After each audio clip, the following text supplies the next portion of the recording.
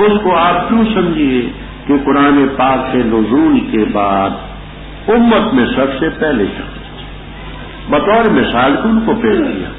بند ان میں نہیں ہے، قیامت تک من آتا واتقا ہوتے نہیں، کیونکہ شان نزول پر چیز بند نہیں ہوتی. اس کے لیے فرمایا کہ اس کو آسان کریں گے یسرا کے لیے. پڑھ چکے ہیں یسرا سے مراد شریعت بھی لیتے ہیں، یسرا سے مراد جنت بھی لیتے ہیں کہ اس کے لیے جنت کے کام، شریعت کے کام آسان. اور اس کے مد مقابل من بخیل واستغنى، یہاں آپ کو ابو جہل کا نام ملے گا، عاص بن وائل کا نام ملے گا، امیہ ابن خلف کا ملے گا، نضر ابن حارث کا ملے گا.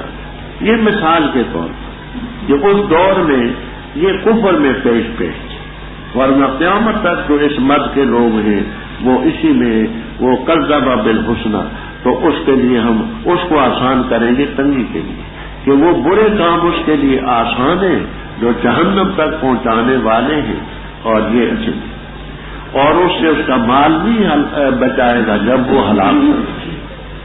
ان علینا للہدی، بعض جہاں نکالتے ان علینا للہدی لبیان الہدی. بعض تبیین کا لفظ تبیین بینا، جو بین و تبیین نکالتے ہیں، ہمارے ذمہ ہے بات کی حقیقت کو بیان کرنا، یعنی یہ ہدایت کو کھولنا یہ ہمارے ذمہ ہے. اور بے شک ہمارے لیے آخرت بھی اور دنیا بھی. بس میں تمہیں ڈرا چکا ہوں نارن تلظا تتلظا تھا ایک تاباب تغول کی ہوتی، اس آگ میں نہیں داخل ہوگا مگر بدبخت. کون ہے؟ الذی کذب وتولی، جس نے حق کی تکذیب کی اور عمل سے پیٹ پھیری. اور اس نار سے بچایا جائے گا اتقاہ، وہ کون ہے؟ مال اپنا دیتا ہے تاکہ اس کے نفس کا تزکیہ حاصل ہو، اور کسی شخص کے ہاں اس کے پاس نعمت نہیں ہوتی جس کا بدلہ دیا جاتا ہے، یعنی وہ کسی نعمت کے بدلے میں نہیں دیتا، صرف رب کی رضا کے لیے دیتا ہے. اور ایسا شخص وَلَسَوْفَ يَرْضَىٰ، ان قریب راضی ہو جائے. بسم اللہ الرحمن الرحیم. قسم ہے چاشت کی اور رات کی جس وقت تاریکی چھا جائے، نہیں چھوڑا تجھے تیرے رب نے اور نہ تیرے ساتھ بغض کیا، اور البتہ آخرت تیرے لیے بہتر ہے اولا سے، اور عنقریب تجھے دے گا تیرا رب پر تو راضی ہوگا. کیا نہیں پایا اس نے تجھے یتیم، بس اس نے ٹھکانہ دیا، اور پایا تجھے بے خبر، بس اس نے ہدایت دی، اور پایا تجھے عائلاً فقیر، بس غنی کیا. بہرحال یتیم فلا تقہر، اس پر غلبہ مت کر، اور سائل کو فلا تنہر، پس نہ جھل. اور باہر اپنے رب کی نعمت کو فحدث، بس بیان کر. رب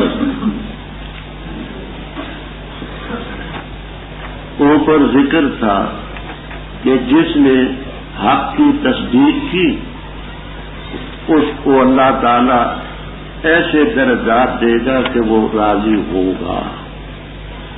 حضرت صلی اللہ علیہ وسلم اس حق کی تصدیق کرنے والے سب سے پہلے وَلَسَوْفَ يُعْطِيكَ رَبُّكَ فَتَرْضَىٰ، حق کی تائید تصدیق سب سے پہلے آپ نے کی، پھر لوگوں کے سامنے کی. جو نعمتیں رب آپ کو دے گا آپ راضی ہوں. قسم ہے چاشت کی اور رات کی اذا سجا، اذا اظلم، جب اس کی تاریکی چھا جائے. یہاں تفسیروں میں آپ کو ملے گا کہ تقریباً 15 دن وہی نازل نہ ہو. وہ لوگ سنا کرتے تھے، تو جب وہی نازل نہ ہوئی تو انہوں نے یہ کہا کہ ایسا لگتا ہے کہ تیرا رب اب تجھ سے ناراض ہو گیا اور رب نے تجھے چھوڑ دیا. اللہ تعالیٰ نے فرمایا ما ودعک، نہیں چھوڑا تجھے تیرے رب نے کام سے بہتر. پہلی وہی تو تھوڑی نازل ہوئی، اس لیے کہ 11ویں نمبر پر ہے سورہ غفار. تو جو آیات، جو احکام پہلے ملے، جو اس کے بعد جمہور اس کے قائل کہ حضرت صلی اللہ تعالی علیہ وسلم نے اپنے والد ماجد عبداللہ کو نہیں دیکھا، دنیا سے رخصت ہونے لگے، بڑے غمگین تھے، متفکر، وہ ایمان تو نہیں قبول کیا، ذاتی طور پر بڑے شریف و نفس اور مزاج کو بھی جانتے تھے، بیویوں کے مزاج کو بھی جانتے تھے، تو انہوں نے خیال کیا کہ سب سے غریب میرے بیٹوں میں عبد مناف ہے ابو طالب، بیوی کا نام تھا فاطمہ بنت اسد رضی اللہ تعالیٰ عنہ، علی رضی اللہ تعالیٰ عنہ کی بھائی، وہ مسلمان ہو تو غریب ہیں یہ، اگر غربت کو دیکھتا ہوں تو پھر کہ تو ان کو نہ دوں گا، لیکن دونوں شریف و طبع ہیں اور بچے پر ظلم زیادتی نہیں کریں گے،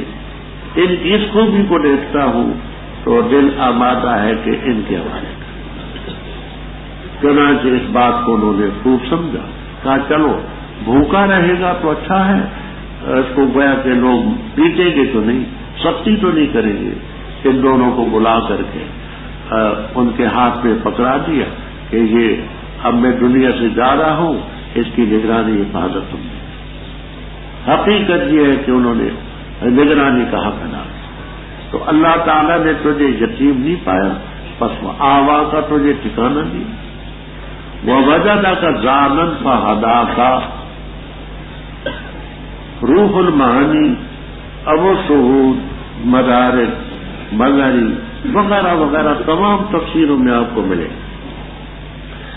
اللہ تعالیٰ نے تجھے بے خبر نہیں پایا تو تجھے ہدایت دی، بے خبر یہ کہ ما کنت تدری مل کتاب ولا الایمان، ما کنت تعلم انت ولا قوم وان کنت من قبلی لمن الغافلین، تو ان چیزوں سے آپ بے خبر تھے، اللہ نے آپ کو ہدایت دی۔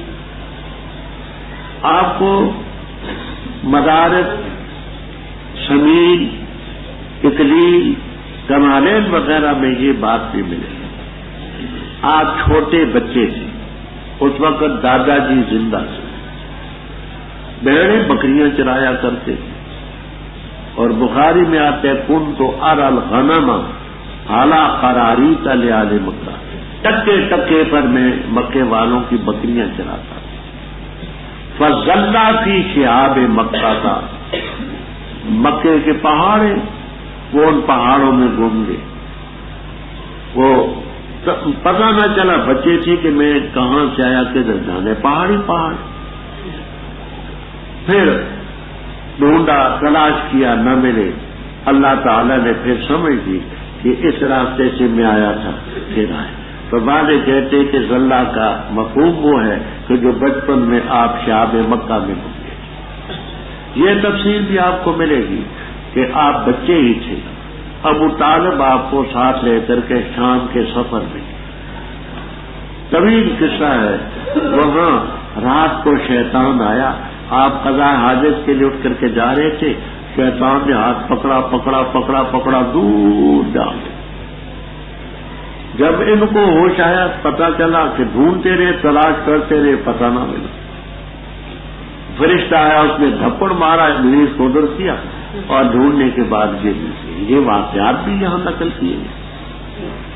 فرمایا وَوَجَدَكَ عَائِلًا فَأَغْنَاكَ، اللہ تعالیٰ نے آپ کو فقیر پایا بس غنی، وہ یوں کہ حضرت خدیجہ الکبریٰ رضی اللہ تعالیٰ عنہا جو عمر میں آپ سے 15 سال بڑی تھی، آپ کی عمر 25 سال کی تھی، ان کی 40 سال کی، 2 دفعہ بیوہ ہو چکی تھی، لیکن مال کثیر تھا، نکاح ہو گیا، انہوں نے اپنا مال آپ کے پیش کر دیا، اور اللہ کے فضل و کرم سے وہ ابتدائی دور میں وہ مالی پریشانی خاصی تھا۔ وَأَمَّا الْيَتِيمَ فَلَا تَقْهَرْ، یتیم پر قہر نہ کر، غلبہ نہ کر کہ اس کا مال کھا جائے، اس پر زیادتی کرے، ایسا نہ، اور سائل کو مت چھوڑو۔ یہاں روح المعانی میں اور دوسری تفسیروں میں بڑی بات ہے کہ بعض مقامات ایسے بھی ہیں کہ شاعر کو جھڑکنا بھی پڑتا ہے، وہ کیسے کوئی خوبصورت لڑکا ہے، نوجوان عورت ہے، وہ سوال کرتی ہے، اس ارادے سے اس کی ہمت شکنی کی جائے کہ یہ نیکوں کے پاس بھی جائیں گے، بدوں کے پاس بھی جائیں گے، تو ان کی ہمت شکنی کرنی چاہیے کہ مانگنا چھوڑ دیں تاکہ آگے برائی میں نہ پھنسے۔ اس ارادے سے کوئی جھڑکتا ہے تو ٹھیک ہے، کیونکہ مقصد ان کی اصلاح ہے۔ اور اگر اس لیے کہ اپنے بخل کو چھپانے کے لیے، مال کو بچانے کے لیے جھڑکتا ہے تو یہ مذموم بات ہے، موقع ہے۔ بہرحال اللہ کی نعمت کو بیان کریں۔ نعمت سے کیا مراد ہے؟ یہ تفصیل بھی آپ کو ملے گی کہ نعمت سے مراد ہے نبوت، رسالت۔ اس کو پیش کر اس کے ذریعے لوگوں کی اللہ کی نعمت ہے بیان کر کے اللہ نے مجھے نبوت دی، اللہ نے مجھے رسالت دی، اور اس سلسلے میں میں پیش کرتا ہوں۔ یہ بھی آپ کو تفسیروں میں ملے گا کہ نعمت سے جائز نعمتیں بھی مراد ہیں، ان کا اظہار بھی اللہ تعالیٰ کے ہاں اس کا شکریہ۔ بلکہ ایک حدیث میں آتا ہے جس نے اللہ کی نعمت کا اظہار نہ کیا وہ اللہ کی ناقدری اور ناشکری ہے۔ فخر نہ ہو، تکبر نہ ہو، غرور نہ ہو۔ ahnaf.com www.asnas.com معاذ یہ کہ اللہ کا احسان ہے، اللہ نے مجھے مال دیا، اللہ نے مجھے اولاد دی، اس کا اظہار بری بات ہے۔ ابو داؤد شریف کی روایت میں آتا ہے کہ ایک شخص آپ کے پاس آیا، سر کے بال خشک، تیل نہیں ہے، میلے کچیلے کپڑے۔ آپ نے فرمایا کہ اللہ کے بندے تیرے پاس تیل نہیں کہ سر کے بالوں کو لگائے، کنگھی ونگی پھیر لے اور کپڑے دھو لے۔ اس نے کہا حضرت میرے پاس اللہ کے فضل سے ایسی بھیڑیں ہیں، بکریاں ہیں، یہ ہے وہ ہے۔ فرما پھل یورا اثر و نعمت ہی علیہ کا، اللہ کی نعمت کا اثر تجھ پر دیکھا جائے، یعنی اچھے اپنی وضع اپنی حیثیت کے مطابق شرعی دائرے میں رہ کر کے اچھا لباس پہننا، یہ بھی خدا کی نعمتوں کا شکر ہے۔ بسم اللہ الرحمن الرحیم۔ کیا نہیں کھولا ہم نے تیرے لیے سینہ تیرا، اور اتارا ہم نے تجھ سے بوجھ تیرا، وہ جس نے انقضا ثقیل کر دیا تھا تیری کمر کو، اور بلند کیا ہم نے تیرے لیے ذکر تیرا۔ بس بے شک تنگی کے ساتھ آسانی ہے، بے شک تنگی کے ساتھ آسانی ہے، پر جس وقت تو فارغ ہو بس مشقت اٹھا اور اپنے رب کی طرف فرغب تو شوق و رغبت۔ رغبت اوپر اللہ تعالیٰ کی نعمتوں کا ذکر تھا کہ اللہ دے گا تجھے پر تو راضی ہوگا، اور نعمتوں میں انشراح صدر بھی ہے، اور آپ کے بوجھ کو کم کرنا۔ انشراح صدر سے کیا مراد ہے؟ یہاں آپ کو تمام تفسیروں میں بڑی بات ملے گی، کبیر، خازن، معالم، بیضاوی۔ زیادہ تفصیل سے بات ہے تفسیر عزیزی۔ انشراح صدر سے یہ بھی مراد ہے کہ اللہ تعالیٰ آپ کے سینے کو کھول دے گا، کیونکہ بات تو بڑی مشکل ہے کہ مشرکین حق کی بات ان کے سامنے بیان کی جائے تو یہ بڑی مشکل ہے، لیکن اللہ تعالیٰ نے رب اشرح لی صدری ویسر لی امری کے قاعدے کے مطابق آپ کے سینے کو کھول دیا، اور آپ سے بوجھ ہم نے اتارا، جس نے آپ کی کمر کو بوجھل اور ثقیل کر دیا۔ وہ کیسے؟ اللہ تعالیٰ نے حضرت ابو بکر، عمر، عثمان، علی رضی اللہ تعالیٰ عنہ جیسے ساتھی آپ کے ساتھ جوڑے، جنہوں نے اپنی کوشش سے اس دین کو پھیلانے میں کوئی کسر نہیں چھوڑی۔ یہاں یہ تفصیل سے آپ کو ملے گا عزیزی وغیرہ میں کہ 4 دفعہ آپ کا شق صدر ہوا حصی طور پر۔ جب آپ حلیمہ سعدیہ رضی اللہ تعالیٰ عنہ کے پاس 6 بچے تھے، تو بکریاں چرا رہے تھے. ان کی بیٹی تھی شیما رضی اللہ تعالیٰ عنہ، ان کے ساتھ بھی وہ تھے، بچے تھے. کہتے کہ سفید لباس والے آدمی آئے، آپ کو لٹایا، لٹا کر کے آپ کا سینہ چاک کیا اور چاک کرنے کے بعد سی دیا اور چلے گئے. یہ دوڑتے ہوئے گئے والدہ کے پاس کہ امی امی ہمارے بھائی کو کچھ لوگ آئے تھے، لٹا کر کے انہوں نے اس کا سینہ چاکا. وہ بیچاری گھبرائی آئی، آ کر کے دیکھا تو آپ کا چہرہ قسم متغیر تھا.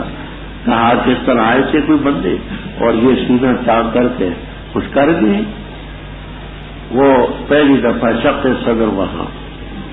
کہتے ہیں کہ یہ جو بچپن کے خیالات ہوتے ہیں، کھیل کود کی طرف میلان اور ان چیزوں کو نکالنا. دوسری دفعہ شق صدر ہوا جب آپ جوان تھے. جوانی کے جذبات اور ہوتے ہیں، اللہ تعالی نے وہ جو جذبات تھے وہ ان کو نکالا.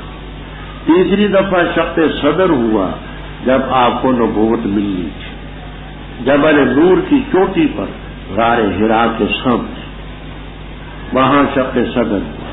اور چوتھی دفعہ شق صدر ہوا جب آپ کو معراج پر لے جایا گیا، ام ہانی رضی اللہ تعالیٰ عنہ کے گھر سے اٹھا کر کے ہجر اور حتیم میں بٹھایا گیا. اور بخاری وغیرہ کی روایتیں ہیں کہ فرشتوں نے سینہ مبارک چاک کیا اور زمزم کے پانی سے دھویا، ملیا حکمتن و ایمانن. تو 4 دفعہ حصی طور پر بھی شق صدر. وہ چیز، وہ بوجھ جس نے آپ کی کمر کو ثقیل کر دیا تھا، وہ بوجھ نبوت کا بوجھ تھا، رسالت کا بوجھ تھا. اور جو اللہ نے وہ بوجھ ہلکا کیا، میں نے کہا کہ حضرت ابو بکر عمر رضی اللہ تعالیٰ عنہ جیسی شخصیتیں ساتھ. ہم نے تیرا ذکر بلند کیا، آذان میں آپ کا اس میں گرامی ہے، تکبیر میں ہے، حتیٰ کہ نماز میں بھی اللہم صلی علی محمد نہ پڑھیں تو نماز سنت کے مطابق نہیں پوری ہوتی. کلمے میں ہے. فرمایا بے شک تنگی کے ساتھ آسانی ہے، بے شک تنگی کے ساتھ آسانی. علماء عربیت بیان فرماتے ہیں کہ مارتے کو جب مارفا لوٹایا جائے تو ثانی عین اولا ہوتا ہے، اور نکرے کو نکرہ لایا جائے تو ثانی غیر پہلا ہے. العسر پر الف لام ہے، یسر پر الف لام نہیں. تو مانا یہ ہے کہ فإن مع العسر، تنگی ایک ہوگی اور یسر 2 ہو. ایک تنگی ہوگی، 2 آسانی ہو.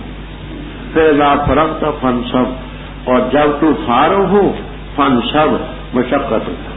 کس سے فارغ ہو یہ تفصیل بھی آپ کو ملے گی. اذا فرغت من الصلاۃ، نماز سے فارغ ہو اس وقت رغبت کے ساتھ دعا کر. حدیثوں میں آتا ہے کہ جو اوقات دعا کی قبولیت کے ہیں ان میں بعد صلاۃ المکتوبہ فی جوف لیل الاخر. تو دعا کی قبولیت کے اوقات میں بعد صلاۃ المکتوبہ کے لفظ حدیث میں آتے. یہ بھی آپ کو تفسیر ملے گی.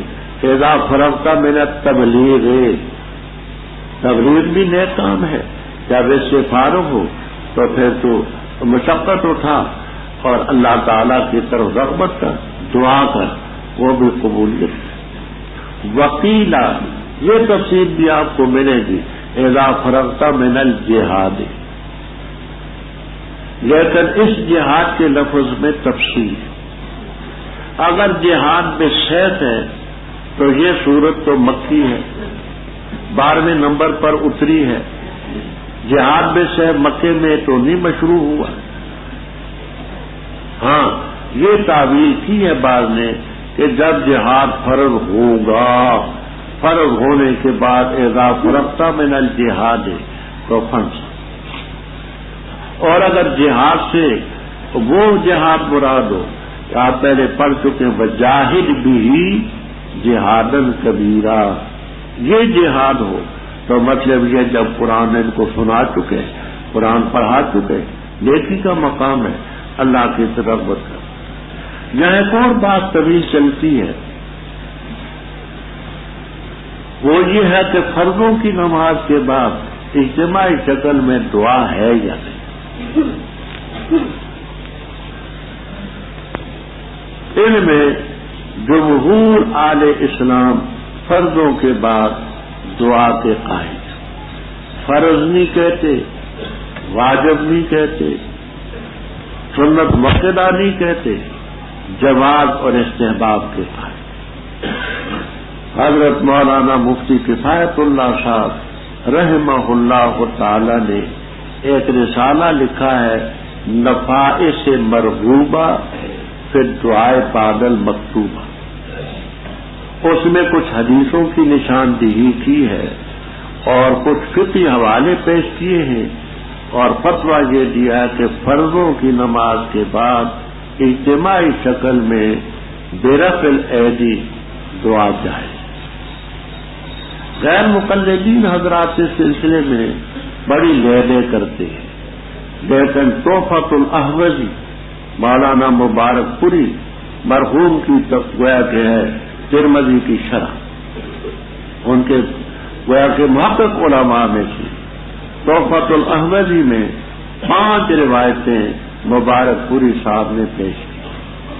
5 روایتیں پیش کرنے کے بعد کل تو میں کہتا ہوں ان روایتوں کی روشنی میں فرضوں کی نماز کے بعد اجتماعی شکل میں برفع الایدی دعا جائے۔ اسی طرح فتاوی اہل حدیث میں بھی، فتاوی نظیریہ میں بھی، خواہ کا کوئی جھگڑا کرے تو اس کا تو کوئی علاج دنیا میں نہیں۔ تو جتنا مسئلہ ہے اتنا ثبوت ہے۔ اگر کوئی اس کو فرض یا واجب سمجھتا ہے یا کوئی سنت مؤکدہ سمجھتا ہے تو اس سلسلے میں پھر تو قطعی ادلہ کی ضرورت ہو۔ جواز کے لیے اتنی بات کافی ہے، جواز کے ثبات ہوئے۔ البتہ نفلی نماز کے بعد دعا مانگنی یہ اسی نفائس مرغوبہ میں ہے کہ ساری نماز کے بعد اجتماعی شکل میں دعا، یہ بدعت بھی لکھتے ہیں، مکروہ بھی۔ رمضان مبارک میں تراویح کے قرآن پاک کے ختم ہونے کے بعد فتاوی رشیدیہ میں تصریح ہے کہ ختم قرآن کے بعد دعا مستحب ہے۔ باقی اس سلسلے میں دعا وہ نفلوں تراویح کے بعد ہو یا اسی طرح وطروں کے بعد ہو، ہمارے جمہور اکابر اس کو نہیں مانتے۔ البتہ فتاوی دارالعلوم دیوبند میں ہے کہ وطروں کے بعد دعا فتاوی میں موجود۔ تو افراط اور تفریط بہت بری ہے۔ جس درجے کا مسئلہ ہو اسی درجے کی دلائل۔ بسم اللہ الرحمن الرحیم، والتین والزیتون، تین کی قسم، زیتون کی قسم اور طور سنین کی قسم، اور اس شہر کی جو امن والا ہے۔ البتہ تحقیق سے ہم نے انسان کو پیدا کیا اچھی ترکیب میں، اچھی صورت میں، پھر ہم نے لوٹایا اس کو اسفل سافلین، نچلوں میں سے نچلا۔ مگر وہ لوگ جو ایمان لائے اور عمل کی اچھے، پس ان کے لیے اجر ہوگا غیر و ممنون جو منقطع نہیں ہوگا۔ پس کیا چیز تیری تکذیب کرتی اس کے بعد بالدین حساب کے دن کے بارے میں؟ کیا نہیں اللہ تعالیٰ حکم الحاکمین؟ بلا رب۔ اوپر شرع صدر کا ذکر تھا۔ وہ شرع صدر کہاں ہوا؟ مکہ مکرمہ میں 3 دفعہ ہوا۔ ایک دفعہ حلیمہ سعدیہ رضی اللہ تعالیٰ عنہ کے مقام میں ہوا، تو مکہ مکرمہ میں مسجد حرام کے اندر بلد امین میں شرع صدر ہوا، اسی طور پر ہوا، اور مانوی طور پر دوسری شہر میں رہتے ہوئے شرع صدر ہوا۔ تین اور زیتون سے کیا مراد ہے؟ تو ایک تفسیر یہ ہے، والتین قسم ہے تین کی اور زیتون کی۔ تین سے مراد ہے انجیر۔ یہاں شاہ عبدالعزیز صاحب محدث دہلوی رحم اللہ تعالی نے انجیل کے بڑے فوائد نقل کیے. بہت سی بیماریوں کے لیے رب نے خصوصاً بواسیر کے لیے انجیل ایک مستقل علاج، بہت سے فوائد رب نے اسے رکھے. اور زیتون تو درخت ہے، اس کا تیل ہے. ہم گھی استعمال کرتے ہیں، اب بھی عربی ممالک میں روغن زیتون خوردنی ہے، کھاتے ہیں. یہ گھی جو ہے یہ ان لوگوں کے لیے سخت مضر ہے جو بدنی کام نہیں کرتے.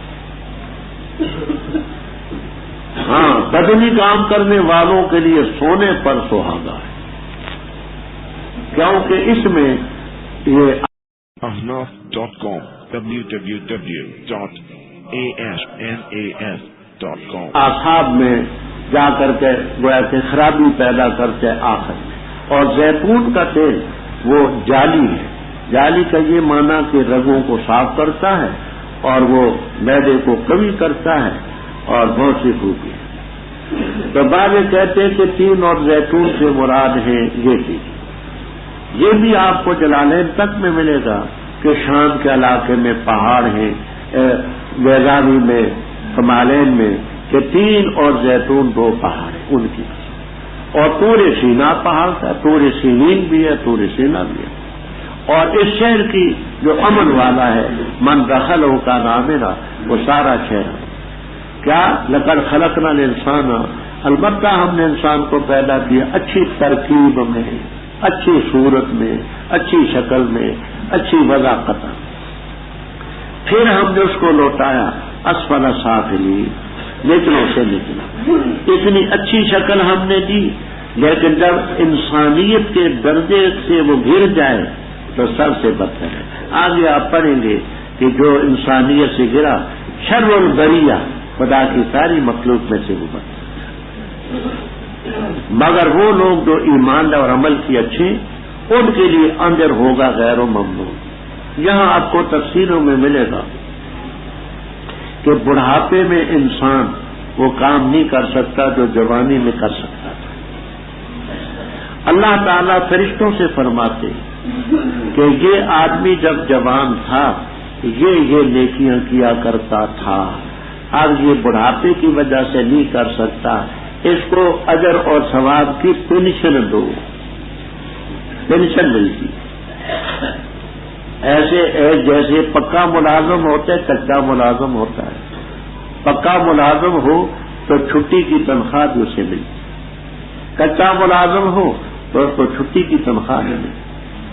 کوئی شخص خدا کا پکا ملازم ہے، بیمار ہو گیا، سفر میں ہے، بخاری شریف کی روایت میں ہے، نیکیاں اتنی نہیں کر سکتا جو صحت میں کر سکتا تھا اور اقامت میں کر سکتا تھا، اللہ تعالیٰ اس کو پورا اجر فرشتوں کو فرماتے لکھتے جاؤ جو اس نے جو نہیں کر سکا اور کیا کرتا تھا. تو بڑھاپے میں بھی باقاعدہ رب تعالیٰ اس کو اجر دے، پس اس کے لیے اجر منقطع نہ ہوگا. فرمایا جو کذب کا، اس کی 2 تفسیریں کبیر اور کمالین جمل وغیرہ میں. فرمایا جو کذب کا یا محمد صلی اللہ علیہ وسلم بعد بالدین، بعد اس کے کہ اللہ نے انسان کو اچھی تقویم میں پیدا کیا. اس اچھی تقویم میں ہونے کے بعد بس کیا چیز تجھے جھٹلاتی ہے جو دین اور جزا کا تو ذکر کرتا ہے. تو جو کہتے ہیں کہ بدلہ کا دن آئے گا، تو یہ کیا چیز تیری تکذیب کرتی ہے؟ دوسرا یہ کہ کا ضمیر راجع ہو انسان کی طرف. معنی یہ ہے فرمائے جو کذب کا، اے انسان کیا چیز تجھے آمادہ کرتی ہے تکذیب پر، بعد اس کی کہ اللہ نے احسن تقویم میں تجھے پیدا کیا. کس چیز نے تجھے آمادہ کیا کہ تو بدلے کے دن کو جھٹلا رہا ہے؟ تیرے اس کہنے کا مطلب تو یہ ہوا کہ اللہ تعالیٰ احکم الحاکمین نہیں ہے. کیوں؟ ایسے نیک بھی دنیا میں تھے، ہیں اور ہوں گے کہ نیکی کا بدلہ ان کو پورا ملے گا. ایسے بد بھی ہیں، پہلے بھی تھے، آئندہ بھی ہوں گے جن کو بدی کا پورا بدلہ نہیں ملے گا. تو اگر قیامت نہ آئے تو اس کا مطلب تو یہ ہوا کہ رب احکم الحاکمین نہیں ہے، نیک بد کی کوئی تمیز ہی نہیں اس میں. پیرس کہنے کا کہ قیامت نہیں آئے گی، نتیجہ یہ ہوگا کہ تو رب تعالیٰ کو احکم الحاکمین نہیں مانتا. احکم الحاکمین مانتے تو تجھے قیامت مان نہیں پڑے کہ نیک کو نیکی کا بدلہ ملے. وہ